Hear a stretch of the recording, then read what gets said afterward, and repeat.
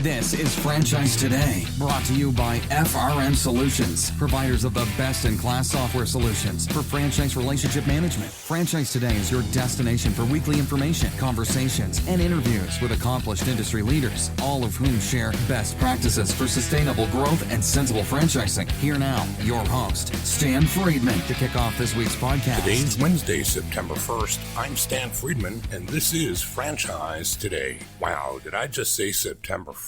Did summer just blow by, or what? Well, so it goes, but we've still got 16 weeks ahead of us before we kiss this year goodbye, and a strong roster of guests ahead as well. Speaking of great guests, my thanks to Jerry Henley for turning in a stellar performance last week. His focus on the soul of a franchise business, as well as their systems, in my view is the answer. People first, always, for sustainable growth, or, as Jerry described it, scale to get better before you scale to get bigger. What a great segue that makes to my introduction of today's guest. Ron Berger is the personification of that philosophy. As the chairman and CEO of multiple pizza brands that Ron franchises, be it Nick and Willie's, Pizza, Schmitza, or Figaro's, you'll find nothing but happy campers inside his franchise family. Sure, a lot of that is tied to unit-level performance, which is driven by effective systems and competent leadership, but it's also because of Ron's focus on relationships and caring deeply for his people. As an example, Ron recounted to me how when COVID first hit, he and his corporate team went all hands on deck, informing, prodding, cajoling, and pulling their franchisees along to be certain that each and every one of them received every bit of both rounds of PPP that they were entitled to, EIDL, ERTC, and countless local grants that were available if they would just fill out the necessary paperwork. Well, he said it was shocking to him in how many cases his team literally had to actually make the filings on the franchisee's behalf to be certain that they got it all. Well, juxtapose that with a conversation that Ron told me about that he had at Pizza Expo just last week in Las Vegas with the franchisor of a 50-unit chain who had never even heard of some of those programs, much less go all hands on deck to assist his franchisees in receiving these benefits. This could have been the difference maker for many who might not have otherwise pulled through. This is the kind of stuff that Jerry Henley talked about last week when he spoke about system and soul. Yes, product matters, systems matter, but don't pay short shrift to the culture of the organization. As Jerry said, its soul matters too. When we return from a quick break, Ron Berger joins me to talk about his bumpy start in business, but moreover about his ultimate success and how everyone that hitches their wagons to his engine get rewarded both culturally and economically. Ron Berger, right here in 2 minutes or less. Franchise Today will be right back, but first, a word from our sponsors. Hey, franchisors of restaurants, bars, grills, and taverns, and multi-unit franchisees, listen up. This message is for you. Atmosphere TV wants to help you cut costs on overpriced cable TV for your business and either replace it completely or partially if sports programming is essential at your locations. What Atmosphere TV provides are 100% free programming options with nearly 50 channels of highly engaging and entertaining programming that is audio optional and guaranteed to please your customers and even increase their average ticket per visit. So here's how it works. Atmosphere hooks you up with an Apple TV HD receiver loaded with nearly 50 channels of fully licensed, no cost to you, fun and lifestyle programming. These channels include Chive and Red Bull TV, bloopers, superhuman feats, and an array of viewing options that don't require sound to be enjoyed. And this offer is not just limited to restaurants or bars. No, any business with a TV screen in its waiting room can benefit from Atmosphere's free programming offer as well. So what are you waiting for? Cut the cord on overpriced cable and get Atmosphere TV with its 100% free, engaging, and entertaining programming options. Keep your guests happy while they wait to see you instead of watching the clock and their wait times. Chiropractors, doctors, dentists, auto repair shops, anyone with TVs in your waiting rooms, jump onto this amazing offer today. And if you text the word franchise to 474747, Atmosphere will waive the $100 setup fee for the Apple TV HD receiver that they'll ship to you as well at no cost. Atmosphere TV, changing the way businesses view television. Find them online at atmosphere.tv, and remember, text Text franchise to 474747 for the no-charge Apple receiver. Cut the cord and get rid of cable today with Atmosphere TV. Ron Berger is an entrepreneur and franchising industry leader. He's served as chairman and CEO of Figaro since 2001, when he and his wife Carol and Bill Levine acquired Figaro's. Prior to that, Ron served as chairman and CEO of the NASDAQ-traded RentTrack Corporation, an information and payment processor in the home video industry. Ron Berger, welcome to Franchise Today. Thank you, Stan. It's a real pleasure having you here, Ron. We've gotten to know each other over the years through work at IFA, but the truth is we each, even there, put our heads down working on the work that we do in diversity together. We rarely get enough time to spend with each other to just have the kind of conversation we'll enjoy today, learning a little bit more about Ron Berger. And the first thing he's going to help us learn is how franchising found him. How did that look, Ron? And when was that? So true. And thank you, Stan, for the opportunity. Well, my career, strangely enough, began with a bankruptcy, not just a business bankruptcy, but a personal bankruptcy. When I was about 25 years old, I had grown up in New York City and moved my family out to Oregon. And I got there and I had an idea for a business, and that was 1974. I launched that business in 1974. It was called Photo Factory. And we financed the business basically on the credit that we received from the camera manufacturers like Nikon and Canon and Minolta and so forth. And everything was going wonderfully until 1979, when interest rates suddenly spiked, and our interest rates were climbed from 6% to 15% over the course of a few month period as the government tried to tamp down inflation. Well, bottom line was our business model failed. The business went bankrupt, and I was a personal guarantor on all of those cameras that we were buying, and so I had to file a personal bankruptcy. And, they say that when you go bankrupt, you hear that Walt Disney went bankrupt 7 times before he started the Walt Disney Company. And those things make you feel slightly better, but still you're broke. And not only are you broke, but you view yourself as a failure, and you have to figure out how am I going to make money. And so I was penniless at that point, and a friend of mine back east told me I should research the video industry. At that point, this was now 1979, 1980, there were less than 1 million households in the United States that owned a VCR. And this friend of mine was saying, oh, I've just been down in Buenos Aires and people are renting videos left and right, and they're buying copies of old TV shows on a video cassette. You should look into it. So I had absolutely nothing to do. I was literally unemployed, and I was unable to get a job. And I hired a few of my unemployed friends from the camera business I had been in, and we created a survey with a couple hundred questions. And we used reverse directories, and we literally phoned several hundred video retailers, which were all kinds of strange people, like people in the high school films business and educational films and so forth. Anyway, we contacted them. We completed this 200 survey questionnaire, and I took out an ad, 1 inch by 1 column in the New York Times and the Wall Street Journal, and the ad said, if you want to know what's going on in the new home video business, buy the first ever National Video Store survey, $95. Anyway, we sold thousands. Wow.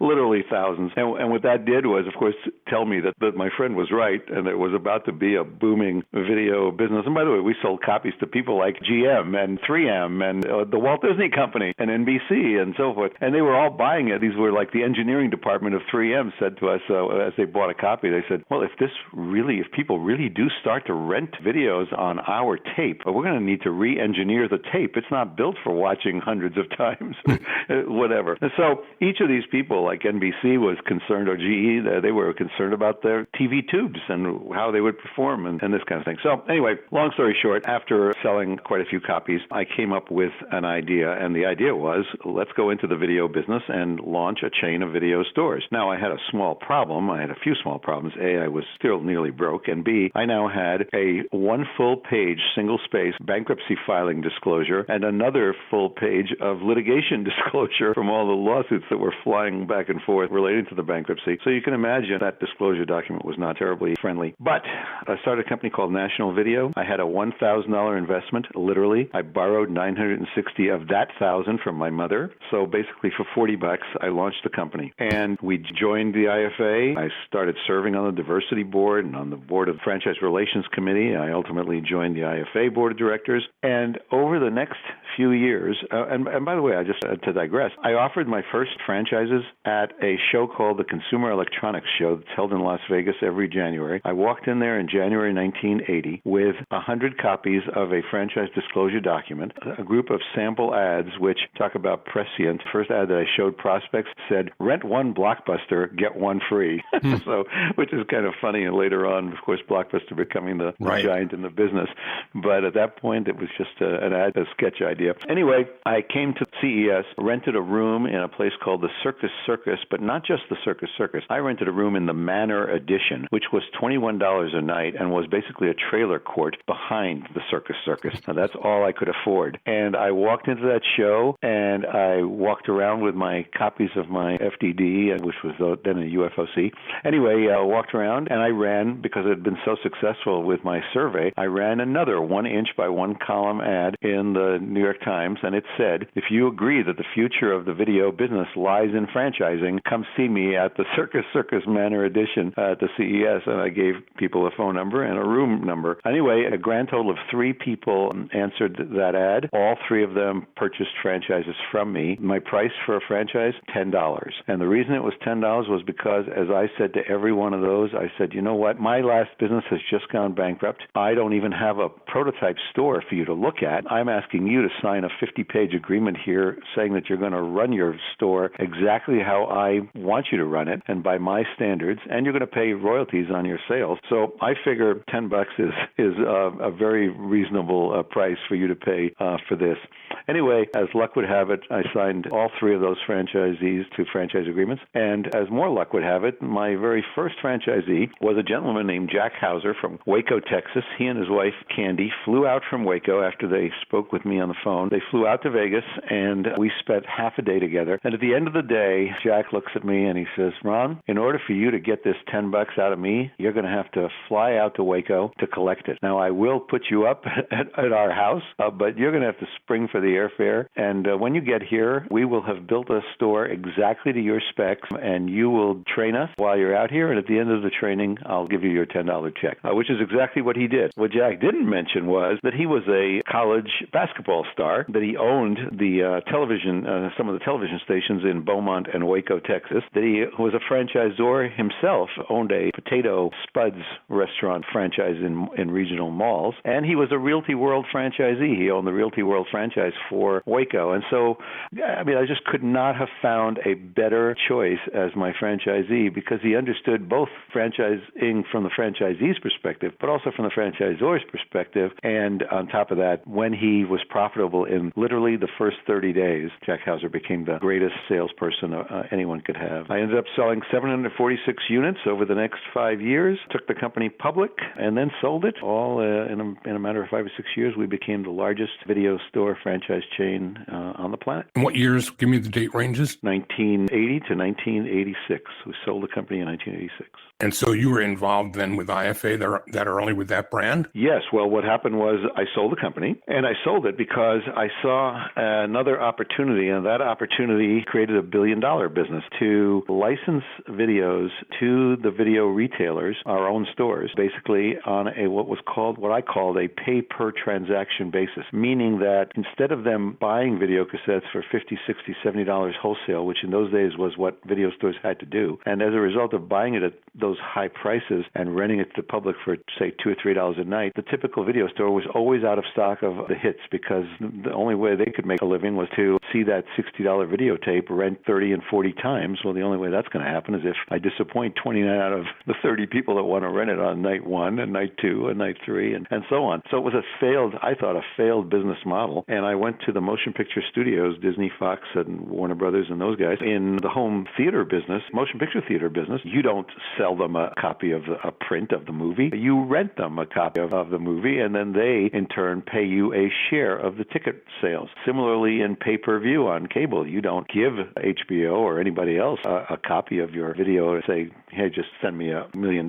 Instead, you say, for each time that somebody watches it, I get 50% or whatever percentage you want. So I said, why don't we do that in home video? And they hemmed and they hawed, and tremendous resistance, largely because they said, we don't trust the theater owners. We think half of them are stealing from us. And why would we trust a bunch of motley video retailers, some of whom carry adult porn movies? The people at Disney, of course, you can imagine, were really concerned about supporting a business that might put Alice in Wonderland on the shelf next to a very different Alice in Wonderland. So it was really challenging, and it took years. And in fact, Arthur Anderson at the time, our accountants at the time, projected we would lose $10 million to launch this business, and we came darn close. We lost about $8 million before we turned profitable.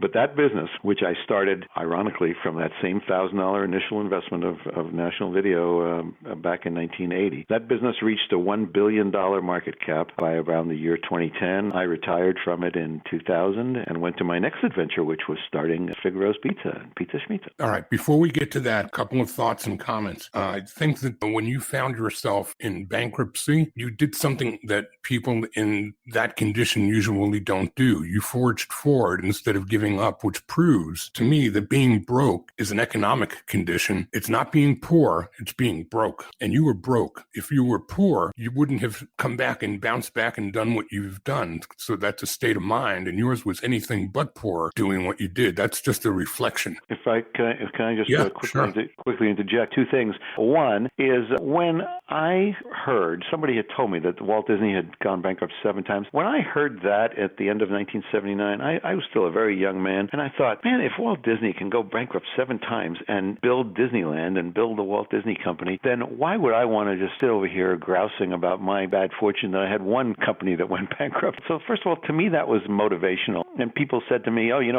Babe Ruth hit 700 home runs, but he also struck out 3,000 times. And so when people would say that to me, it motivated me. It just really made me say, okay, no problem. I'll take another swing at this. And then the second thing that happened was kind of ironic. I went to headhunters looking for a job. And I'm unemployed at the time, and I desperately needed a job. And I finally ended up at a headhunter who took me out to lunch. And he said, Ron, no one is going to hire you. He said, no one is going to hire you because they're going to look at you and they're going to say, this is a guy who just built a business from nothing to millions in revenues over the course of a couple of years, and then he caught a bad break. So if I hire this guy, either he's going to be after my job, or he's going to end up taking whatever I teach him, and he's going to go across the street and open a competitor. He said, so no one is going to hire you in their right mind. He said, so your only option is stop sitting here in my office and get your ass out there and go open another business, because that's what you're all about. So I walked out of that lunch and I just said, you know what, he's right. So that's what happened. All right. Second reflection is the Ron Berger that I know is a responsible franchisor who probably in his second and third stages of growth and development in the pizza business changed his habits about how he awards franchises. Please tell me that's true.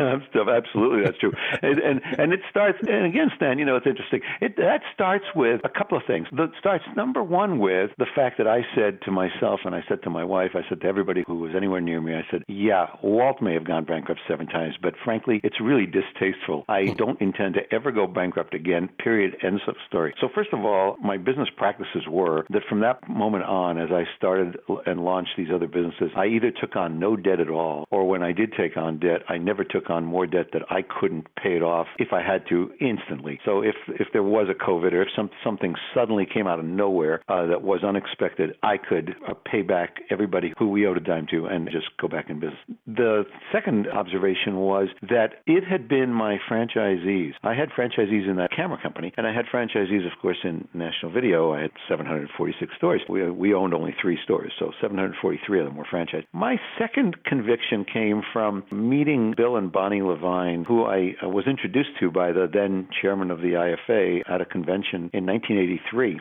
When I met them, I pitched Bill on joining my board of directors because I was thinking about taking the company public, but also I knew that I needed a mentor. I needed somebody who had been to the stage of hundreds of stores where I had never been past even 100. And Bill at that point had 1,200 Pips and California Closets and all kinds of other businesses. He refused to get on my board of directors, and so did she, for a year or more as they were evaluating whether Ron Berger would live up to their standards of franchisee relations. And their standards of franchisee relations were basically, you're going to treat these folks folks who come in and buy a franchise from you, you're going to treat them not just as partners. You're going to treat them as people who, without whom you don't deserve to be in business. And so you are going to focus on their business model, not on yours. You are going to focus on how much money they can make, not on how much you can make. You are going to be focused on how happy they are in their ownership of a franchise, not on you and your life. And their whole mantra was, if you take care of the franchisees, everything else will flow from there. And if you don't, you shouldn't be in this business.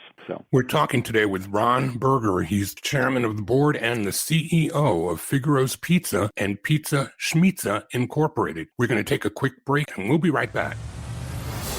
Franchise Today will be right back, but first, a word from our sponsors.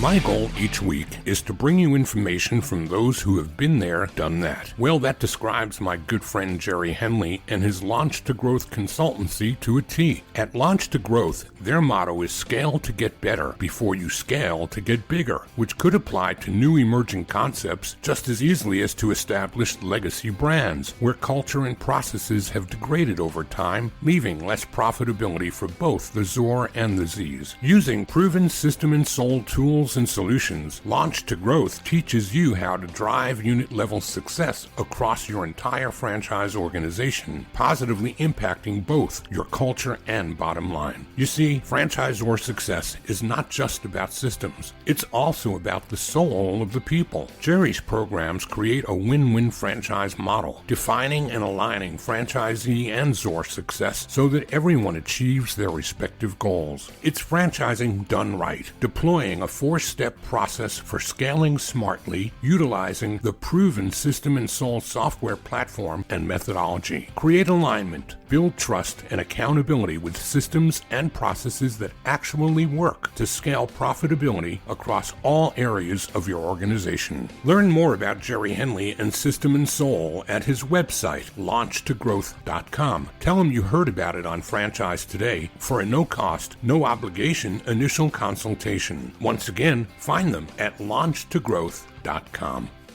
And my conversation continues with Ron Berger, and I'm fascinated by this conversation, Ron. For all the years I've known you, this is the first time I'm hearing this too. So how entertaining and great is it to hear an entrepreneur just put his head down and go, and don't dare tell him he can't get something done. He'll just double down on that and keep on going. So let's get up to date on the pizza business, and how did Figaro's come into your world? So thanks again for the opportunity to tell you all about this. So in 2000, we had built our video business up to where it was doing hundreds of millions of dollars a year. We had taken it public. We were doing fantastically, both in the U.S. and Japan and the U.K. And it was literally a very, very large business. I had, give you an idea, 500 plus employees in my corporate offices. So we had built a very large business, and I decided to retire from it. And so I moved to Palm Springs, where Bill Levine, by that point, my closest personal friend and my mentor, also lived. And so for 2 weeks, I joined him playing golf twice a day, and this guy could play 36 holes every day for the rest of his life. And after about 2 weeks of this, I said, Bill, this is okay for you. You're an 80-some-odd-year-old guy. Me, I'm only in my 50s. I can't do this. I need to do what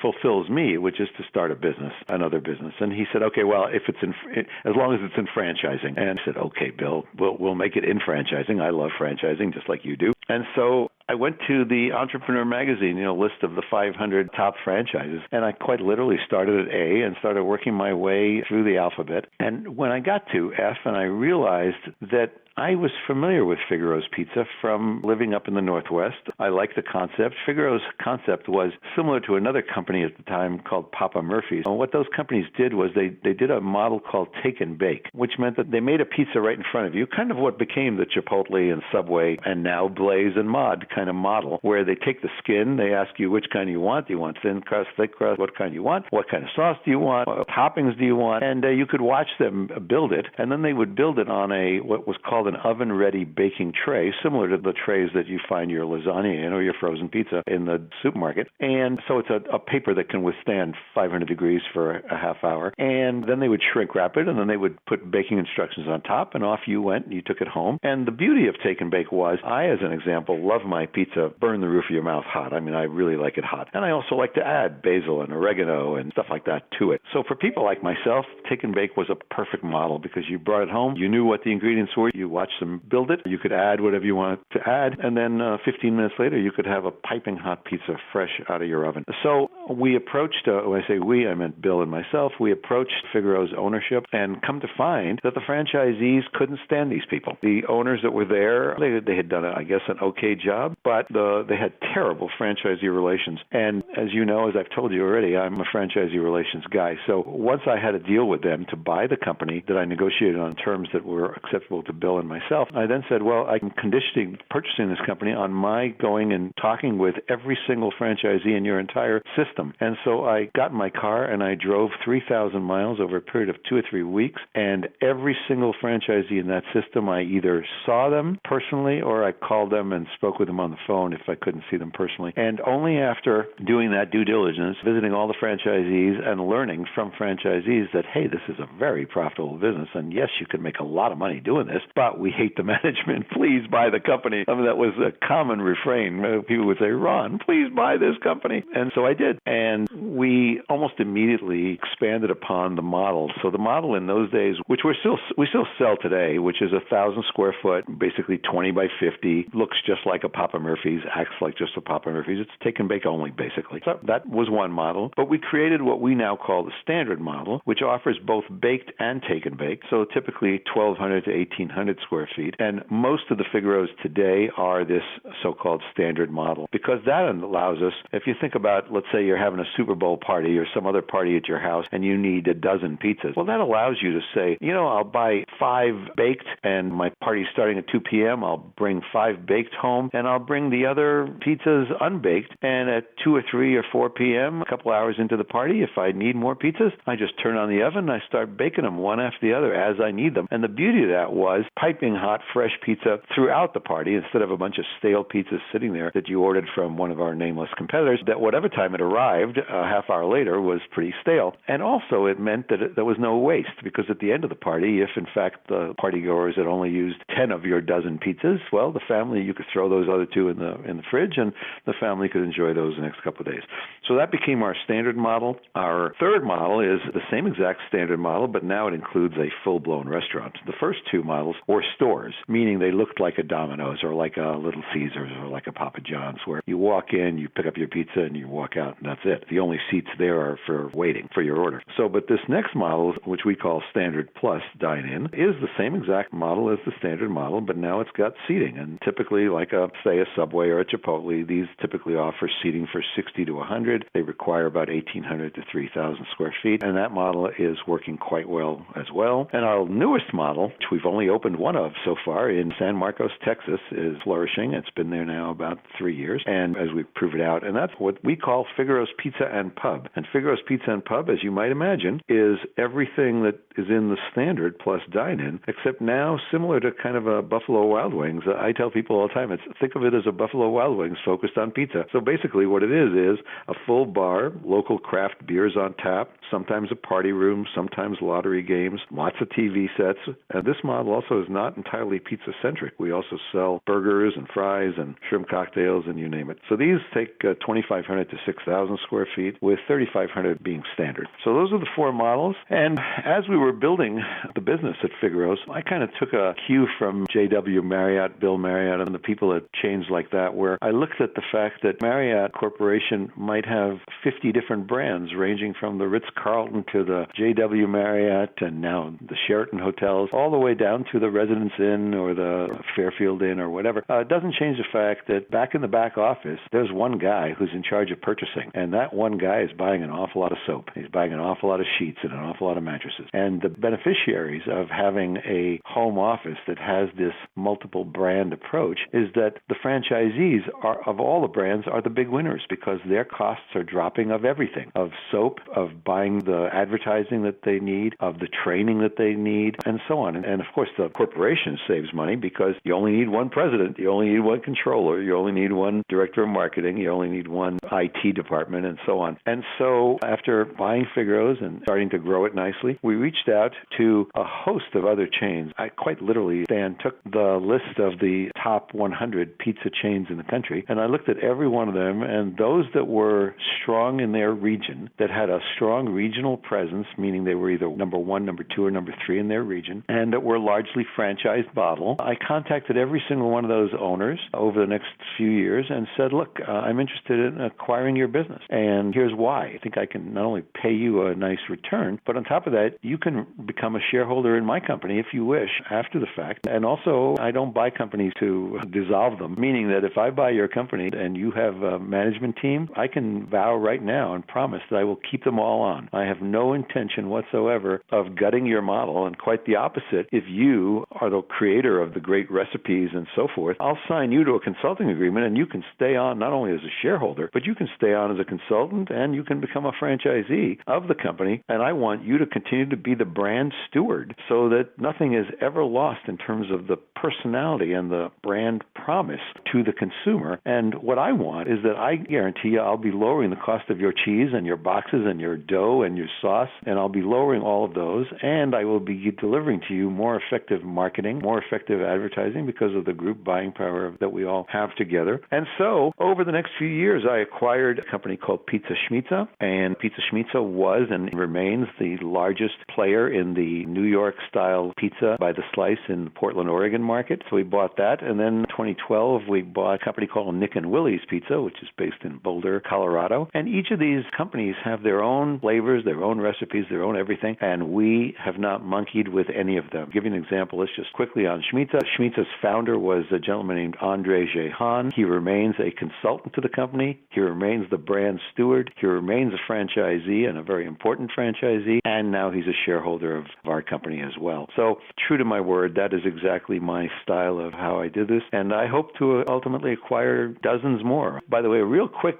story on the leverage of buying power. When we acquired Nick and Willie's, we again did a lot of due diligence, and so we had been researching it for months before the day we actually did a conference call with all the franchisees to introduce ourselves to them and allay their concerns and tell them what we thought we could do for them. Well, by the time we had that call, we had already gone through and analyzed every one of the things they were buying for those franchisees and what the new cost would be the day after the deal closed. And so I was able to start my call with those franchise owners. And when I got to the point of saying, we're going to show you what operating leverage you can get by gaining your purchases with those of Schmitza, with those of Figaro's, and here's what I can tell you is going to happen. The $2 a sack that you're currently paying for dough, starting the day after we close, $1.02 is what it's going to cost you. So it was unbelievable. So the reception from franchisees each time we made these acquisitions has been just solid gold. And at Schmitza today, we have three concepts in that brand too, and those are all going great guns. We have the original Schmitzas, which are called Pizza Schmitza, and basically it's just a New York-style pizzeria. So imagine a 2,000 to 2,500 square foot restaurant in which people walk in and they see on display typically a cheese, a pepperoni, Hawaiian, and then these days a gluten-free or a veggie or a vegan pizza, and maybe something exotic like an alligator sausage pizza. And so they'll see 5 or 6 pizzas on display, and they'll basically walk in and say, I'll have a slice of this and a slice of that and a salad and maybe some wings and a Coke or a Pepsi, and that's it. That's the typical